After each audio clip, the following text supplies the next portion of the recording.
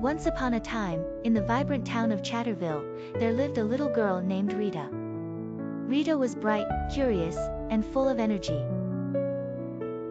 She loved talking more than anything else, so much that she would talk to her teddy bears, her pets, and even her plants, telling them all sorts of stories and thoughts that filled her mind.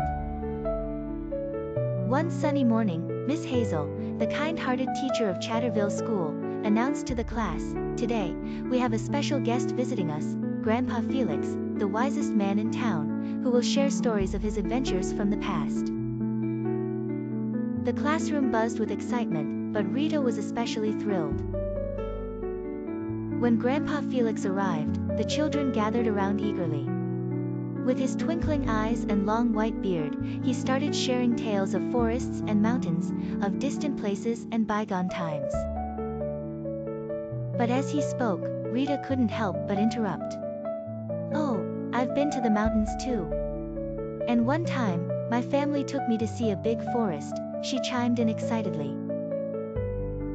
Grandpa Felix smiled kindly and continued, but Rita's chatter didn't stop. She was talking so much that she hardly noticed Miss Hazel gently reminding her, "Let's listen to Grandpa, Rita." Yet, Rita's enthusiasm made it hard for her to pause. Seeing this, Grandpa Felix thought of a plan. He said, "Let's play a game. Here is a magical shell," and he held up a shiny conch shell. "Whoever holds it will have the power of silence and will listen to the whispers of the earth. What stories they will hear. Let's each hold it and see what we can learn." Curious, the children agreed, and soon it was Rita's turn. As she held the shell, a wave of calm washed over her. She heard the whispers of the wind, each rustling leaf telling tales of travels, the gentle hum of the bees spinning stories of every flower they visited, and the soft murmur of the river sharing secrets of the stones beneath. Suddenly, a new world unfolded around her, one filled with endless stories she had never heard before because she was always talking. For the first time, Rita was still, truly listening. In the silence, her heart grew warm, and she realized how much wisdom the world contained.